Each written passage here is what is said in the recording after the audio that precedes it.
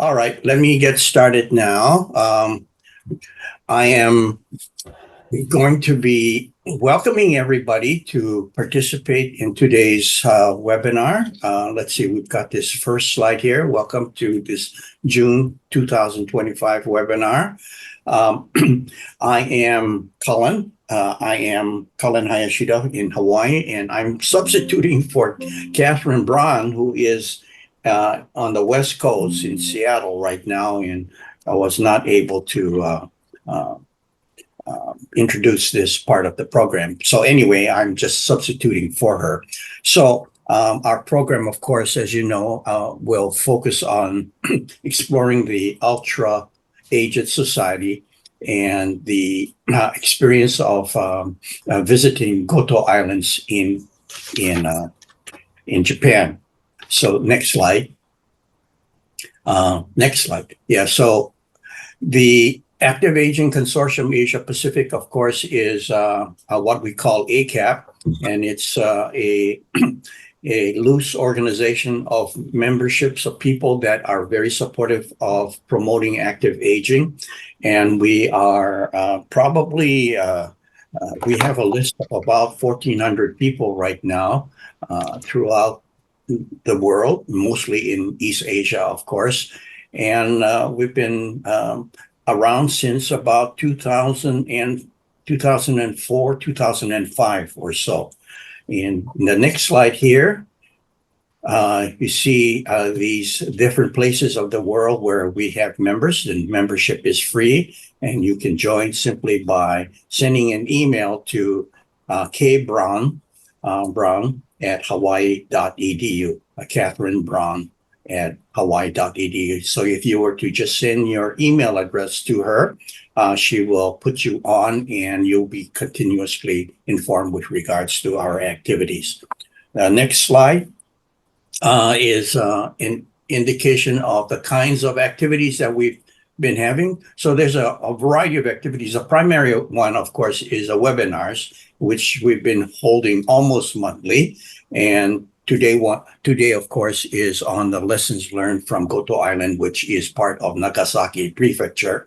And then we have others that will fulfill the rest of this year, having to do with intergenerational relations, active aging in Taiwan, and so on.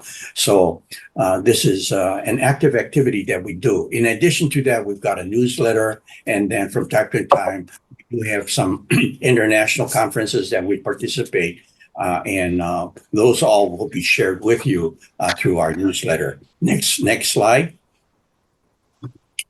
So from this month on, we have both Quezon, Sumphathon, and Dini Augustine from Thailand, Thammasat University, that will be hosting this webinars from June to December.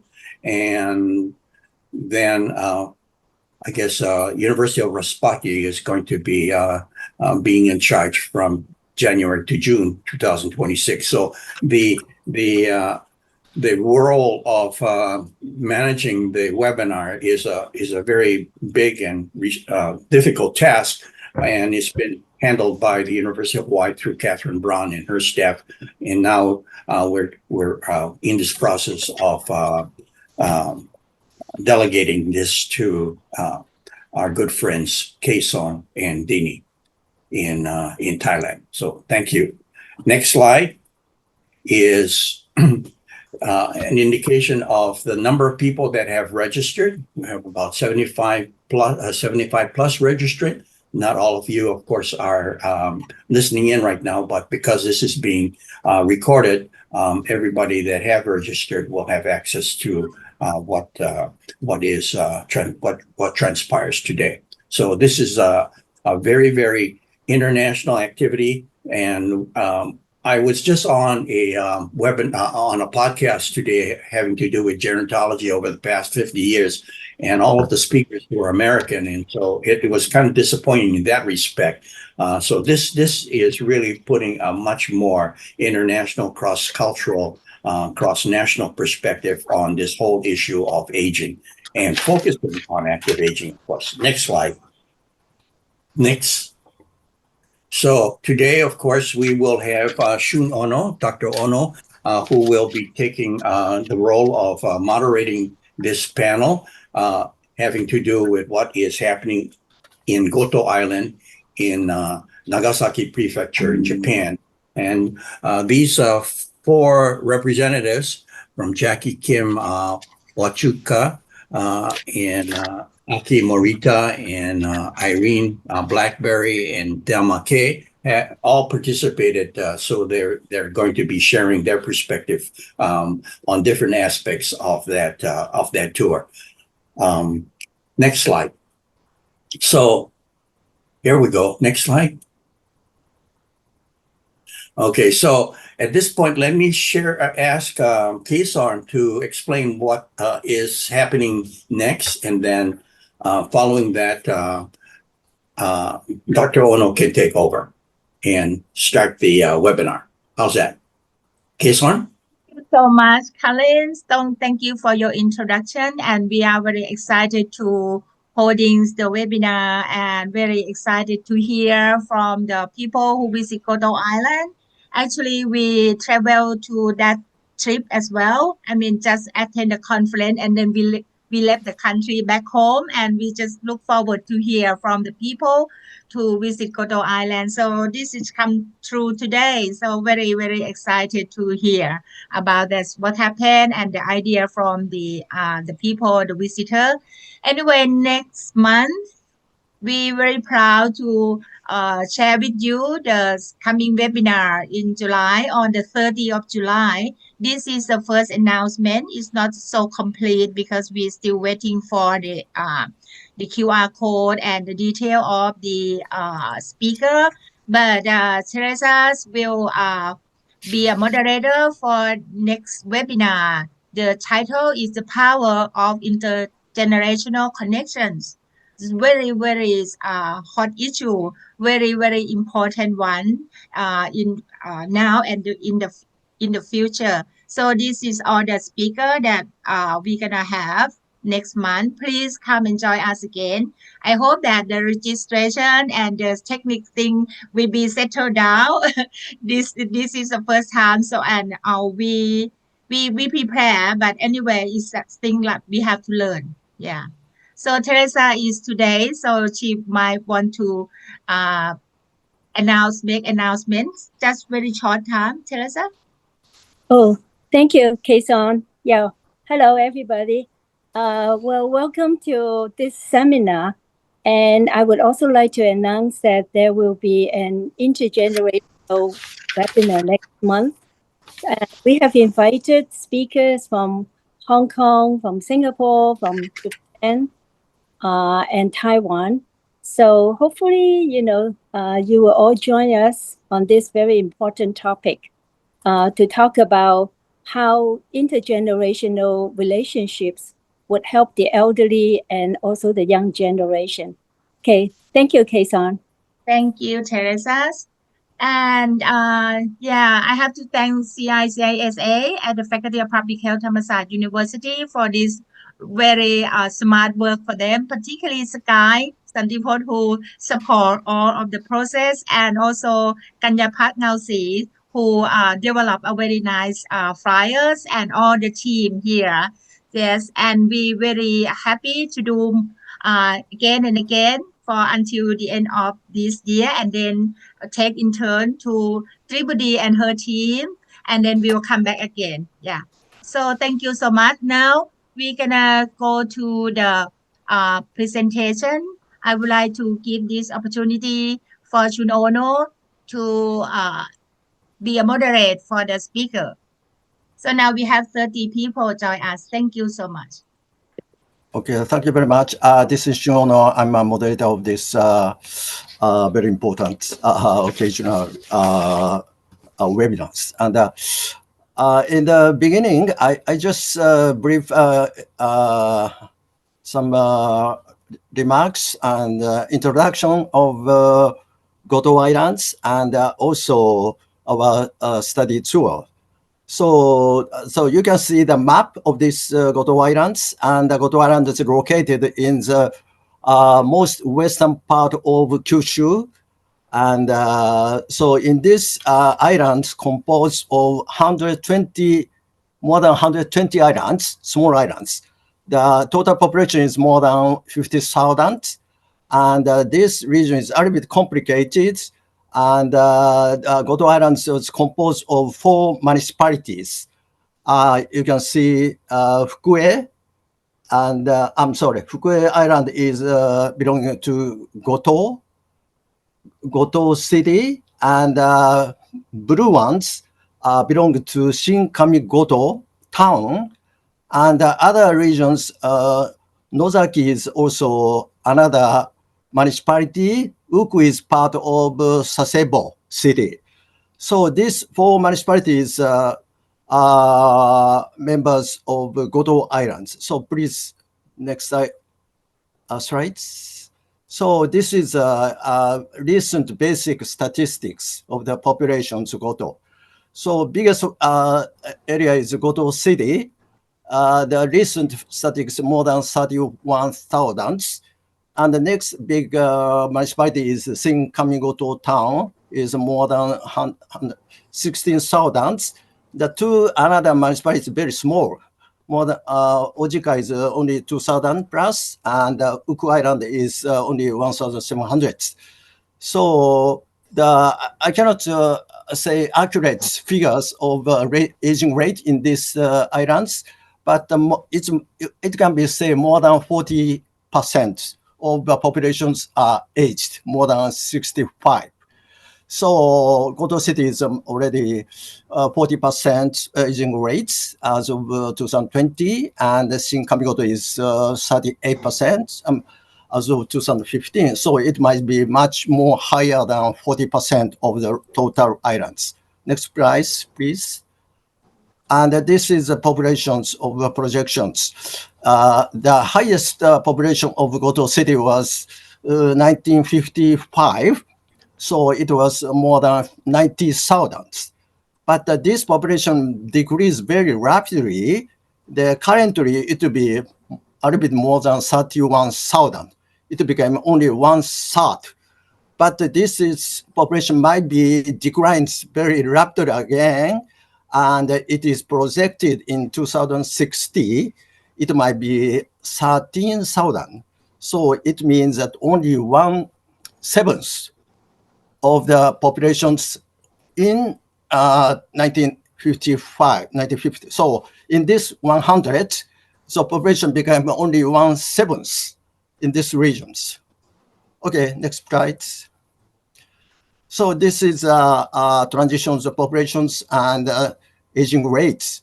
So 2014, 11 years ago, around 30% of the total population aged. But currently, it became more than 40%. So it might be 50% and 6% it might be happen in the future. Okay, next slide. So we named this society is ultra age society because we have already aging society and also super age society. It might be more than 21% of the populations are aged, but this region is over 40%. So we don't have any good term. So ultra age society can be said it's not academic or not worldwide term, but it might be used for more than 28 or more than 30% of the total population aged can be called ultra age society. So we can see what happens in these islands. So we go from Fukuoka to Fukue, biggest islands. It might be 40 minutes by flight. Okay, next flight. And we visit elder homes. So because many people are already elders. So how they are taking care of those many elder people by less number of young staff. Okay, next slide. And also we visit Goto City Hall, and many officers deliver many large number of issues, immigrations, aging populations, mobile clinic, others. Okay, next slide.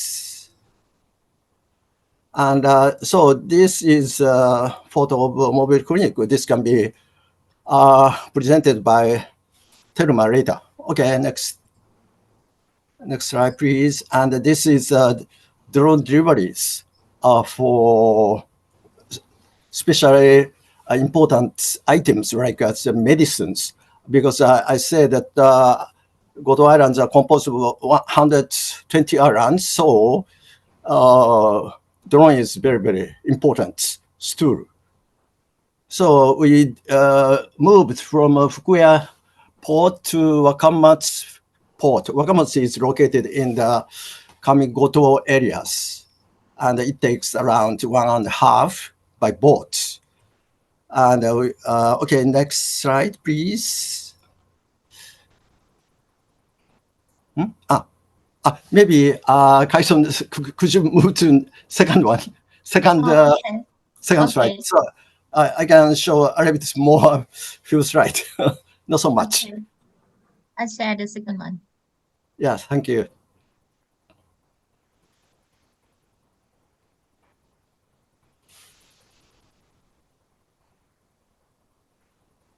Yes. Okay. So after we moved to Kamigoto areas, Kamigoto, so we can call Shin Kamigoto town is a northern part of Goto Islands, and it is also unique countermeasure for aging, and so some free service transportation by the municipalities and also public sectors such as supermarkets. So it can be told by Irene later. Okay, next slide. And we also visit some very famous tourist spots like Kashiragashima Tenshudo. This is a part of World Heritage. As you may know, that there are so many hidden Christians, Kakure Christians in these regions, especially during 17th centuries, after when the Edo shogunate oppressed Christians. So many people fled to this island. Also, local people are also Christianized, and there are still more 51 Christian churches in these small regions now. Okay, next. And we also have homestay experience divided into three groups.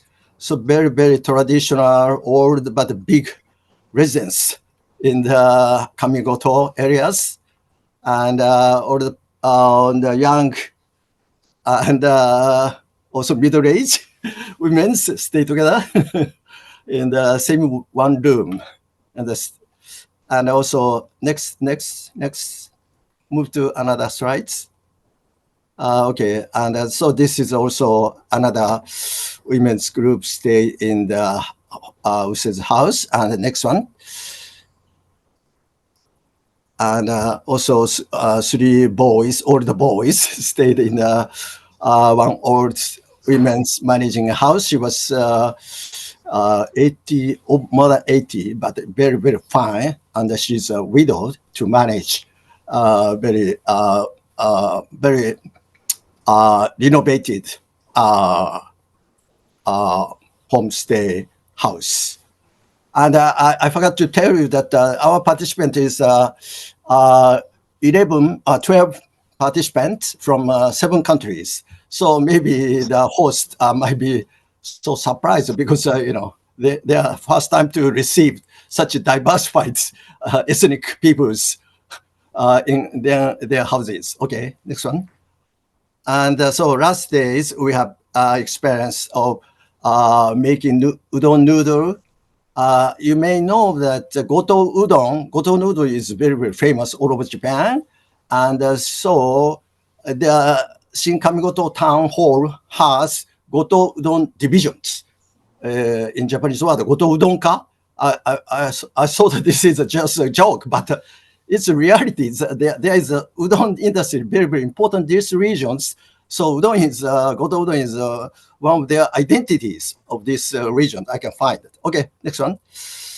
Okay, and this is farewell, and local people's Kamigoto area, especially very, very heartwarm peoples, and they had a welfare party, not party, welfare, flag in front of the pot. Okay, and also last one, and Shalini is our interpreter coming from Sri Lanka. She made a decision to be regular staff of school because she was just a part-time student. But after this trip, she decided to permanent staff of this school. It's a travel agency which coordinate this trip, right? Okay, maybe Karen's movie might be played by himself. Okay, thank you very much. Okay, next, I wish to baton touch to Aki about drone deliveries. Okay, thank you, Kaison. Okay, we stop sharing this. Okay. Yes, stop. Can you see the slides? Yes. Okay, Yes. great. Thank you. Thank you for a nice overview, Shun, of our wonderful trip. My name is Aki Morita. I'm a director of Grief and Bereavement Institute in Japan. I'm going to present drone medical initiatives in Goto Islands. And I chose this topic because I am absolutely technically challenged. And when we visited the site, I was just so impressed.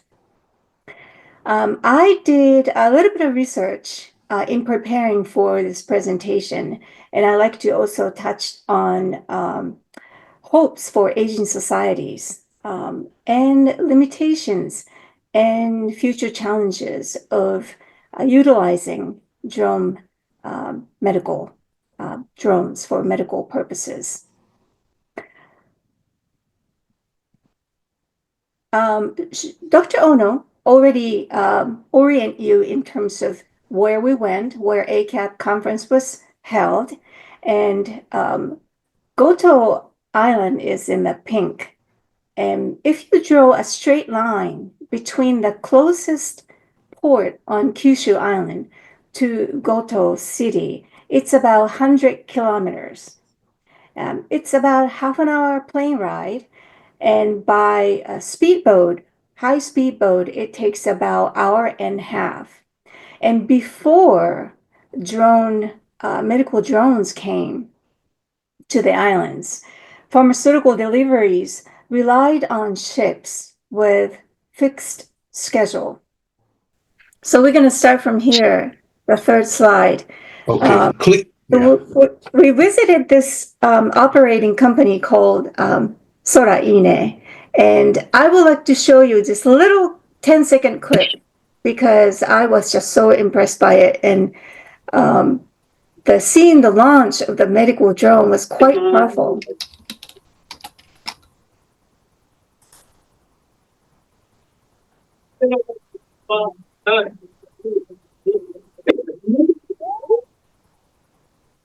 And as you saw, woo, that were all us in awe. This operating company is a subsidiary of General Trading Company and Toyota Tsusho. And Toyota Tsusho is one of the Toyota Group companies in Japan. And they started operating this medical drone initiatives in 2022. Flight distance is about 80 kilometers radius, and they can carry the weight up to 1.75. And these drones are relatively durable, even under moderate wind and rain. And medical drone drastically shorten the pharmaceutical delivery into Goto Islands. And they can receive prescription drugs between anywhere between 10 to 50 minutes. And currently, Sora Ina drops payload to the ground near a port, but hoping to deliver near home in the future. And they are in negotiation with the Japanese government. And Sora Ina has a competitor, ANA, All Nippon Airways, and they're coming into the business and had already trials in Goto Islands in 2021. And they are celebrating the first successful initiative in Okinawa already this year and expanding services to Zambia in the future. Soraine partners with Zipline based in US. And ANA has this German-based partner called Wigcopter. And as you can see, these startup companies already in full operation in different countries, including Europe, Africa, US, and Asia. And I read a couple articles recently about an Indian-based company called Sky Air Mobility already delivering services to various locations in India. And using drones has great potential to aging societies. For example, drones can deliver medications and supplies to your doorsteps, as well as meals, which may allow elderly to receive home care for a longer period of time. Small drones will be able to perform household chores, which is amazing. That could be difficult to the elderly, such as retrieving a bottle of medicine from the next room, or reaching under a table to grab something. And home care providers will be able to draw blood and immediately send sample to the lab for testing. Drones could be also ideal for providing telehealth link for emergency telemedicine, disaster sites, or patients living in remote locations. Drones are also able to provide senior care residents with an aerial video of new senior housing developments so they can choose their future living sites or facilities. And finally, drones also be able to show people with terminal illness their beloved locations, special places, such as a childhood hometown or favorite vacation spots, or memorable places on final time. But all these good things don't really come with, all good things come with limitations and challenges as they are quickly developing business. For example, under severe weather such as strong wind, rainfall, and extreme temperatures, drones may not be able to fly. When weather can disrupt drone services, it's a significant concern for critical healthcare deliveries. The limited battery life is another critical technical constraint. And technical reliability is paramount, particularly when transporting life-saving medicine and supplies are involved. Other limitations include temperature control, transport capacity, and there are societal challenges as well. Medical drone is a fast developing business, and establishing comprehensive guidelines and standardized regulations is always an ongoing issue. Public acceptance also another one. Despite generally positive perceptions of medical drones, some people fear regarding the use of drones in healthcare. Privacy and safety are another concern. I like to end my presentation with beautiful flowers from Goto Islands and aloha from people from Goto Island. Thank you, and I'm sorry for technical problems. Okay, thank you, Aki. Okay, next slide from Thelma. Could you show us your slides? Okay, I can see. Yeah, I can see your slide. Right. Okay. Mm-hmm. Okay. Yeah. Thank you for giving me the floor, as it were. I'm very happy to be talking about our wonderful trip to Goto Islands. And today I will focus on the potential, actually present and future of technology and tourism in the Goto Islands. Not so tech savvy. All right, I will go quickly over the introduction because Sho has already given a very comprehensive introduction. We all know that Goto Islands is rapidly aging. Over 40% is very high. And the challenges are aging and the declining population, depopulation that Colin has had a webinar about, and youth out migration. So challenges of healthcare accessibility and availability, social isolation and risks of marginalization, a shortage of human resources, especially caregiving for the elderly population, and with a shrinking population that comes economic stagnation. So as I said, my focus will be on addressing aging issues with technology and tourism. Let me start with technology. When we were there, as Sho showed, I was very impressed with the use of telemedicine, especially something called the mobile car. It's called a MaaS. It's a very nice name. MaaS stands for Mobility as a Service. So this is a medical treatment vehicle. See that very nice van. And there's a nurse inside, which is very crucial. So this vehicle can provide very interesting. Look at inside the van. Here there will be a web camera, a remote stethoscope, and a lot of medical equipment. In fact, I tried it out and had a consultation with somebody stationed outside, and I even had my heartbeat taken and everything. It was very impressive. And then, of course, there are mobile health apps and devices for monitoring seniors.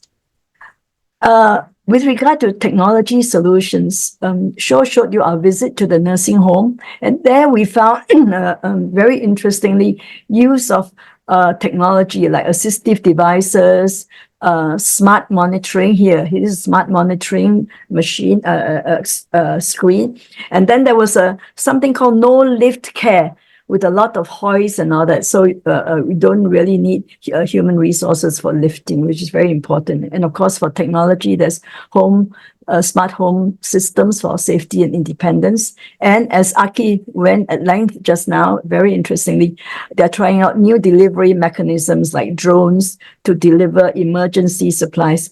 I found the use of the word ethical. We were given a handbook, and here the company had used the word ethical pharmaceuticals. Must be some reason for the use of ethical, just in case the drones are used for other purposes. So let's move on. That was at our briefing, we were informed about a technology solution called Smart Goto. This is a platform, an e-platform used to connect people, services, and information in collaboration with local government and local businesses. So the various services provided are for shopping and delivery. You can use your app and access all the shopping, transport, of course, you have pickup and shared rides, information about the town, the latest information on what's happening, how they can get things done, and even how to settle their bills. And something called Mobipa, which consolidates tourism information from within Goto and neighboring regions. So I think that's a very promising, it's like I've seen in these devices in places like City for All Ages. So this is Smart Goto, definitely something worth promoting. Okay, let me move on to tourism as a revitalization tool. Now, we were amazed at how beautiful Goto Islands were, and there's plenty of scope to promote cultural and ecotourism. First of all, there's a beautiful nature, beautiful coastal scenery. This is a shot taken from my iPhone, very unspoiled landscape. And then, as you saw, we were all put up in homestays. And we were very lucky. We couldn't believe our eyes when we saw our homestay location. It was like a castle. And we had a very gracious hostess who provided all the meals. She was elderly, gave us fantastic meals and was very, very engaging as our host. She even gave me a bottle of ume liqueur, which I treasure now. So this is very nice because the homestay preserves cultures, passes on historical knowledge, and the elderly are engaged as hosts.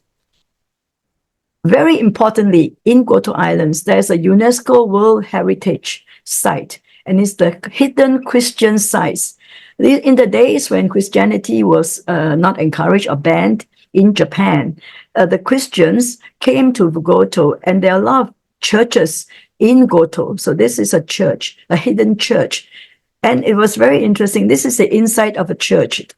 It looks like a church, but look at the church windows. These are glass windows in a church, but instead of a cross, they have it in the shape of a flower. So you can see how hidden they had to be. So this was very interesting, the hidden Christian sites. And then there is tourism as gastronomic delight. We were very, very touched by, first of all, you heard about the udon noodle, Goto udon. And we were very experiential indeed. We tried our hand at making udon, not very well, but and this is what Goto udon tastes like. Wonderful. You must try some. I brought some home and I really love it. And then the seafood was really fantastic, of course, to be expected from islands. Here we had it all forms: grilled, sashimi, hot pot. This is grilled seafood. Can you imagine? Look at this. It's like a giant clam. It's a clam here. I couldn't believe it. And this is super fresh sashimi. And of course, there's sushi. There's a hot pot. It's a fantastic culinary location and really even experiential. Okay. So let me talk about future opportunities because we were very excited when we were there as tourists. So I think they should definitely enhance the Smart Goto platform and make further use of AI. They're already making good use. Yeah, I think that telehealth services can be expanded, looking at, of course, the setbacks. There's a lot going on in health promotion and prevention, but with the elderly population, I can't say enough about health promotion and prevention. And Dr. Ogawa has many programs working on it, so this is definitely a must. But we also have to minimize the drawbacks. For example, the mobile health service is quite expensive, so we can try to reduce the cost. I think with so much emphasis on the digital, we definitely have to enhance the digital literacy, especially among the elderly. And then I think we should do much further to integrate technology and tourism. So we can have virtual tourism platforms to reach global audiences. So I think some is being done because after we left, our hostess was hosting a group from Singapore. So the word is getting out, but maybe louder word. And then, of course, we can use augmented reality and virtual reality, especially for heritage tours and more strategic use of social media. But another thing is, of course, the transport costs. As you saw, we had to go by plane, we had to go by ferry. So some way to reduce the transport costs or make it easy. So I think there's a lot of scope to develop sustainable tourism and explore slow tourism. So are you interested in going to Goto? Definitely worth a try. So I will end my presentation with this is AI generated poster of Goto. Goto, a model of aging resilience in remote regions. So all of you get ready, go there someday. You will be very pleasantly surprised. Thank you for your attention. Okay, thank you, Termas. Goto people might be very, very happy with your presentations.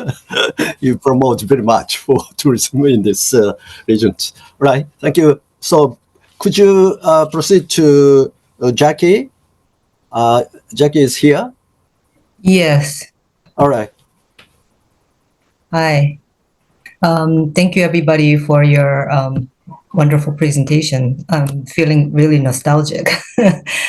Okay, let me start the slideshow. Okay, so let me try to get this thing out of the way. Hi, video panel. Oh, there's a, okay. My presentation today is titled Challenges Seen in Remote Goto Island, Nurturing Effective Japanese Language Skills for Foreign Caregivers, Happiness, Well-Being, and Retainment. As we have heard from our previous presenters, the aging population in Goto is a bit over 40%, and we had the opportunity to see many of the technology that they are implementing. Just at the moment, Thelma talked about this no-lift machines, and this was very interesting to see how the caregivers, they have a policy of no lift. And so they utilize these kind of machines to prop up the elderly, and then also for them to prop them up from the bed without having to use their back. And also with the bath facilities, it's you can open it and then they can enter without having to do any kind of lifting. My interest in Goto Island and also within Japan is about the increasing foreign population, foreign residents in Japan. Sorry about the loud announcement of the election going on, local election. At the moment, there's over 3.5 million foreigners in Japan, and they come from mainly these countries. In Goto Island, the number I was told is 400 foreign residents. My interest is how can we obtain and retain these care workers, especially not only in Japan as a whole, but also in remote islands. So foreign workers in Japan reached 2.3 million in October 2024, a 12.4% increase over the previous year, with the highest growth at almost 30% in the healthcare and welfare sector, according to the Ministry of Health, Labor and Welfare. And this photo shoot was conducted by a photojournalist, Mr. Onishi, who spent several years capturing a lot of these photos of caregivers and foreign workers here in Japan in remote Higashikawa, Hokkaido. So here, they learn Japanese as a means for them to, get jobs here in Japan and stay in Japan either short, midterm, or long term. So why do I talk about Hokkaido on the other side of the Japanese archipelago? We visited the Goto Island, and the Goto Island, the Japanese school, the presentation that we heard at the city office was very interesting. They have one school, one Japanese school, and then they have majority of their students from Vietnam and Myanmar.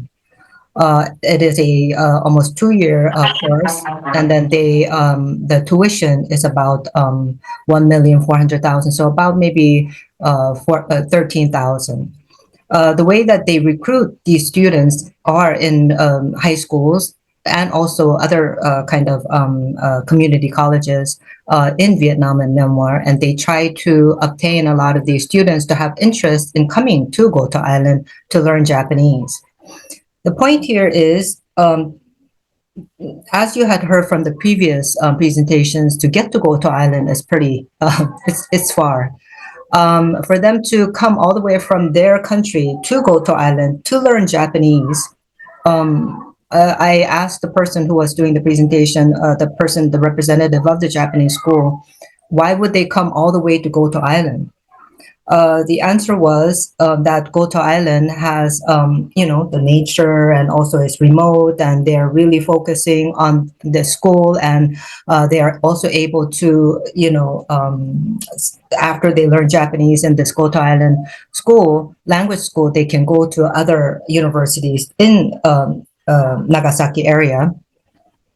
But at the same time, when we visited the nursing home there, we saw, as Thelma had just presented, a lot of the new technology that was incorporated in this nursing home, where they're able to have cameras, of course, with permission from the residents there.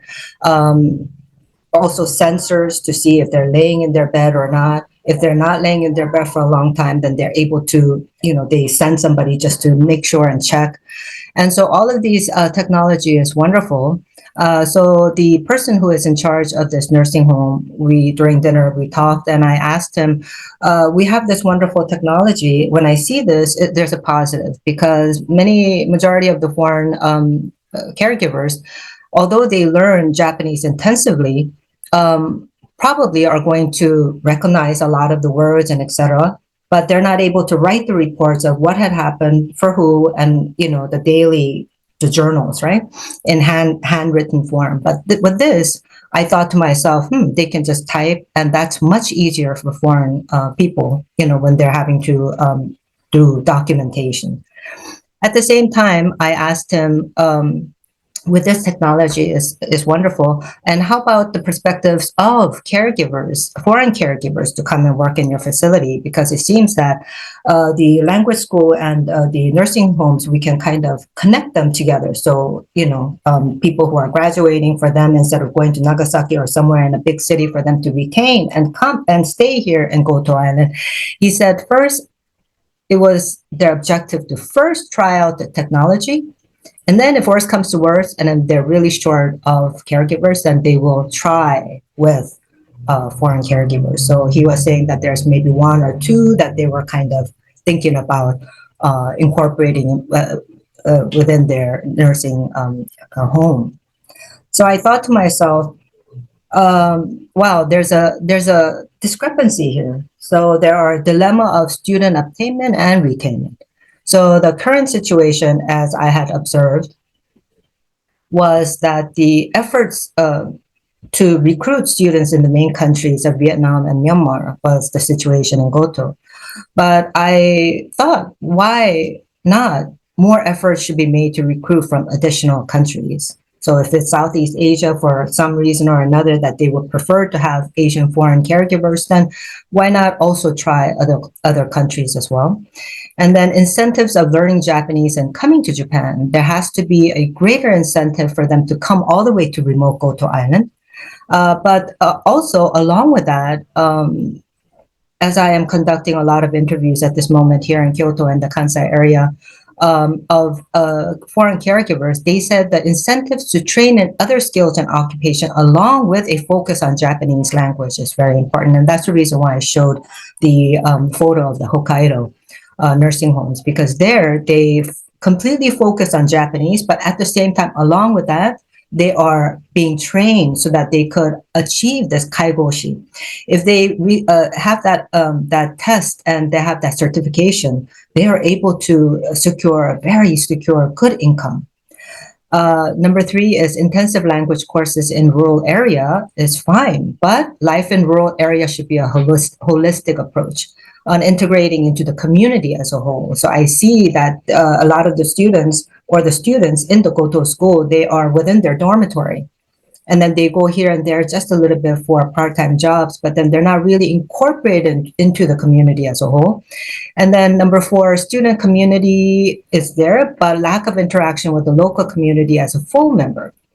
So interaction is limited to multicultural or international efforts of the local community in the form of outreach from the side of the local. Okay, we're going to do something for the foreigners so that they can share a little bit about their culture. But my thoughts are, how about if the students be incorporated into the local community as a full member?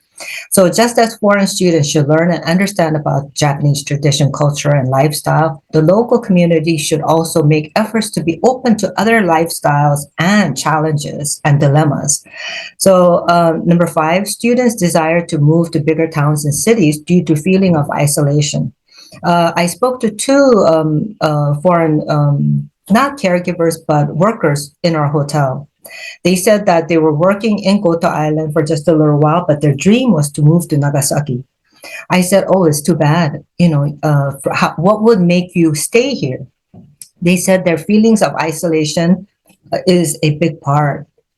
So I suggest that the feelings of isolation should be ameliorated through neighborhood and community integration efforts. So for example, adopt a student into a host family. So when we had our host family, it was wonderful. In the beginning, it was a little bit difficult with the communication and everything else. But then once you get into it, you really feel like a part of the family, a part of the community. Lack of job, occupation, and career prospects. This is a really important factor. So I suggest a multilingual employment office should be established that connects students to local job market in Goto Island. Number 7, unable to envision a future within the local community. How about being open to foreign family settlement? And I think this could be shared in many of the rural regions here in Japan. Provide multifaceted support, not only for the person who is there, but also for the family and children. And number 8, loss of much needed human resources. Too bad, I think. So a possible suggestion would be providing a housing at low cost, so a lot of abandoned housing. They should renovate it with, Japan, the Japanese local government is really implementing a lot of funds into renovating these houses and allowing people to rent at very low cost or even for free. And also employment perspectives on the island should be much more broader, and children and family friendly environments should be absolutely a priority as well. So,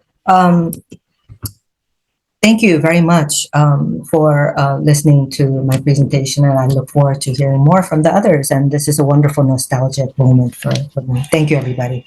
Thank you very much. Okay, thank you, Jackie. And I forgot to announce the audiences. We welcome your questions after all presentation was made. So in the meantime, you can give some questions by meeting chat. And there are already several questions already given in chat. So presenters also please check the chat, and some of you might answer to those questions. Okay, let's move to Irene.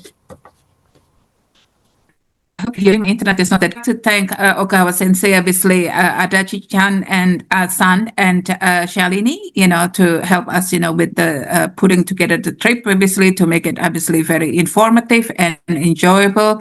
And also would like to thank my postdoc, Dr. Carmela Leone, who helped me to put the slides together today. Yeah, so I think, what the perspective I want to bring is about the local leadership and the importance of having that, leadership within the community. So the picture is the local businessman, Sikio Nakamura, who's been the president of this committee store for the last 30 years. It's a family business. And if you go to the next slide, please. I'm going to share some of the slides that he presented to us, during our visit there, in terms of why, he started doing some work for the community. So some of the areas that, he obviously thought, what he observed, I guess, as critical in the community in terms of how he can better support and work with his fellow community members is about, a lot of the shops, apparently, particularly the small ones, actually have closed down. So large stores, obviously, like Kamiti, are increasing in town, but, he found that, a lot of these small stores, are actually closing down. And that's because, the low number of customers and the population. And so the questions, I guess, that he poses, how can, I guess, the business sort of attract and market to customers? And so what he suggested then, was, if you go to the next slide, that he was thinking about, particularly how he can serve the vulnerable shoppers. Initially, he planned the delivery service, so he delivered the goods to people who need that. And it's interesting that, he then interviewed each of the family members, and then everyone was saying, well, if all possible, they would like to actually go to the store and shop themselves. and choose the products rather than, I guess, providing the list and then have the goods, to be delivered to their homes. So one of the areas I think that's important in this thing is about this social isolation.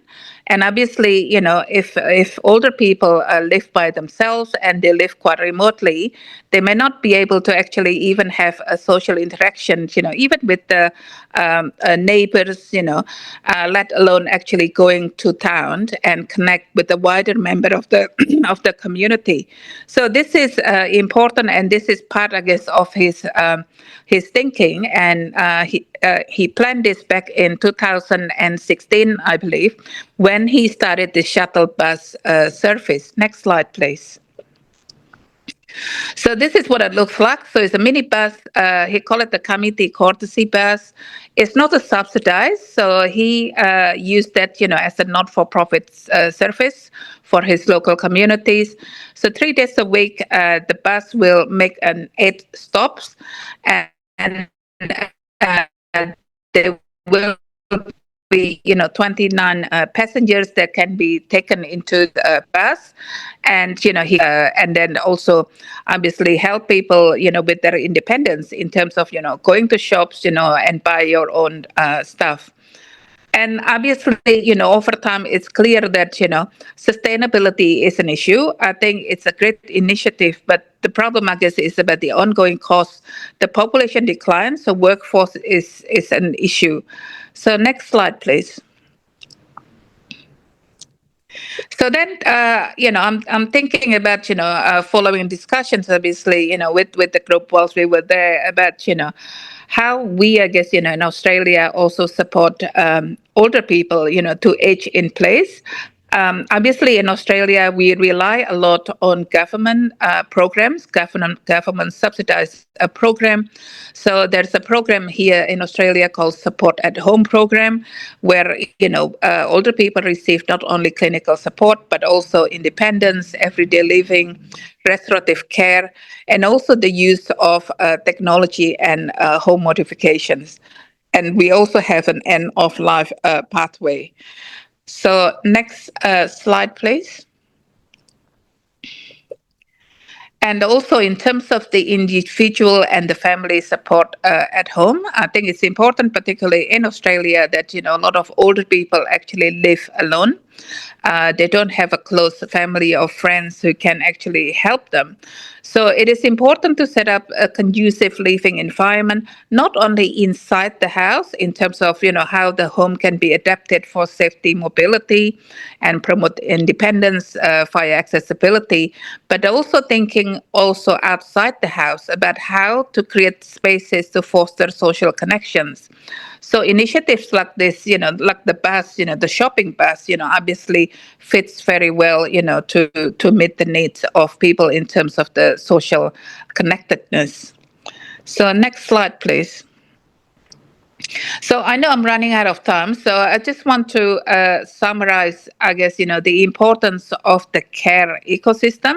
So we heard today, from my fellow presenters about, the various aspects, to support and help people to age in place. And I think that, we can't underestimate the importance of leadership, not only from the government, from technology, but also from the local communities, about how people in the communities can support each other. So on that note, on the next slide, I would like to thank you all for, sorry for the internet and the technology issues. Thank you. Okay, Irene, thank you very much. And also especially thanks your analysis and the recommendations from the viewpoint of Australians' experiences and comparisons with Goto's case. And so we have many questions from audiences. And so maybe we have to, wow, so many questions. Anyway, some maybe I can answer very simple questions. How many old people in Goto and all this age? And I can show the slides. in the Goto Islands, more than 50,000 people staying, and more than 40% of the populations are aged. So it will be more than 20,000 old peoples in the Goto Islands. And I'm sorry, I don't know the eldest age. And also some questions. Is this any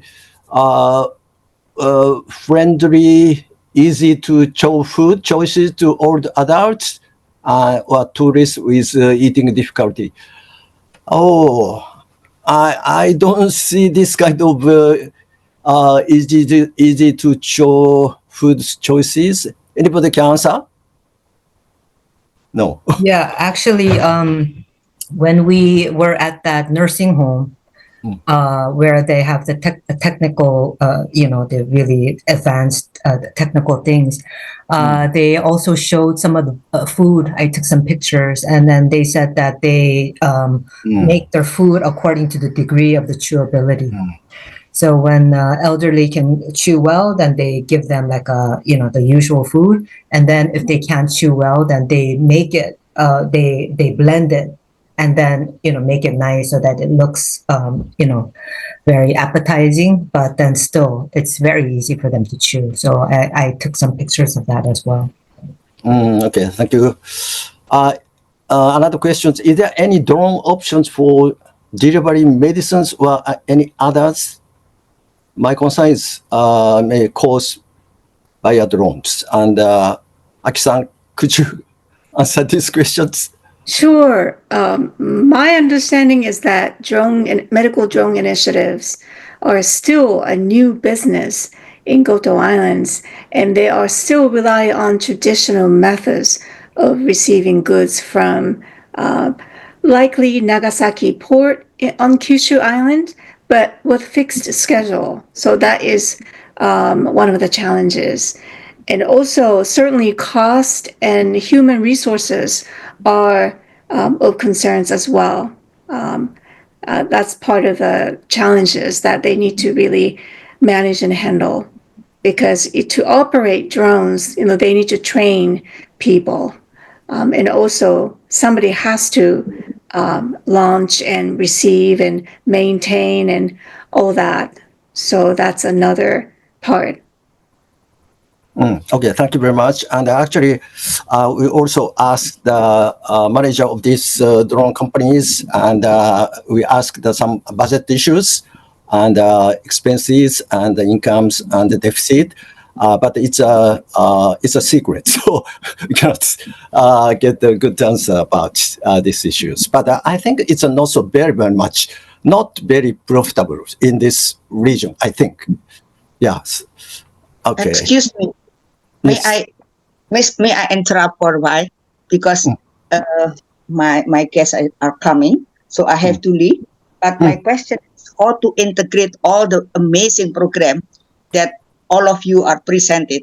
I think this is the main thing as the challenge for the next.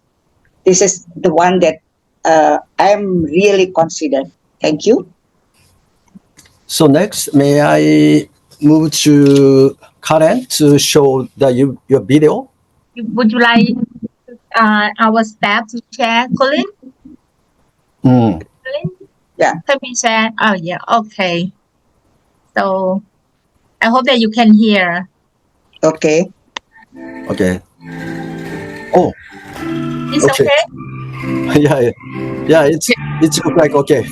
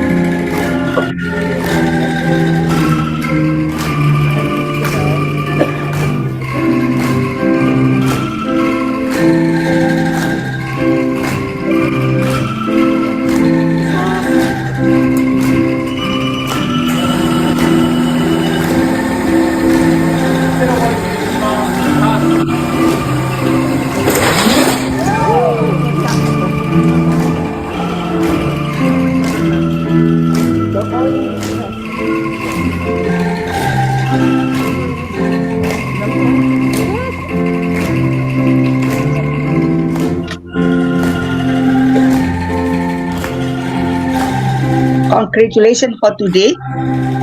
I'm leaving.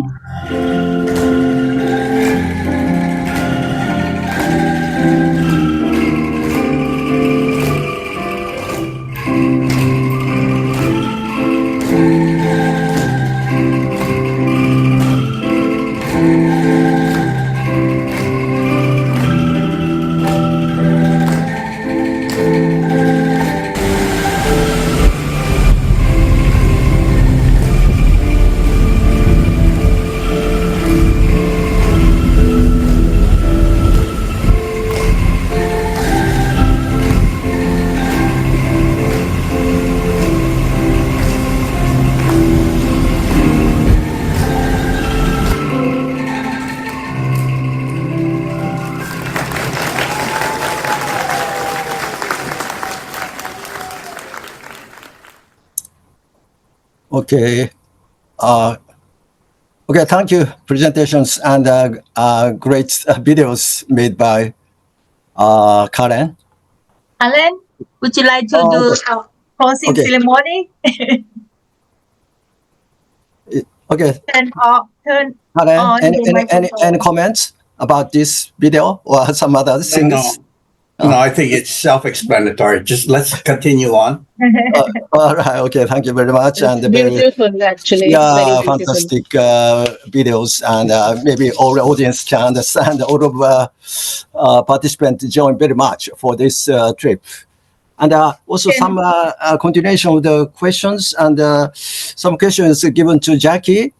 And some audience say that I suspect all that are prefer to speak in Goto dialect, while the foreign workers are running standard Tokyo Japanese. What can be done? Any comments? Yeah. So as I wrote in the chat, back to Professor Hayashida, when I did some research in Okinawa, it was a similar cases where a lot of the islands, they have their own distinct dialect. So the local community really made a point to make like a train the foreign caregivers and also the native Japanese caregivers on how to understand the dialect. And this is also very interesting. Very quickly, now I research about foreign aging community here in Japan, for example, Zainichi Koreans or Japanese war orphans in Japan, etc. And so a lot of their dialects and a lot of their the Creole language, the caregivers are able to understand and learn that, and that's also very intergenerational project. And also, it's a cross ethnic project for them to kind of understand the broken Japanese and how to deal with that for the aging community. Okay, and some questions given from Nitu. To where the residents of Goto Island receive the economic support from? Are they retired and receiving pensions, or do they have other source of income? From some sociologists, yes,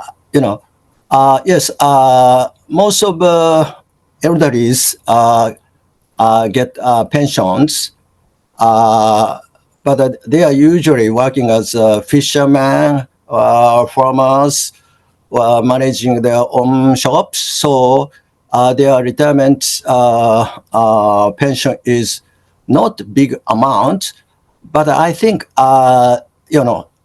every commodity is much cheaper than Tokyo urban regions, and also they are sometimes support each other and providing food like fishes, vegetables from their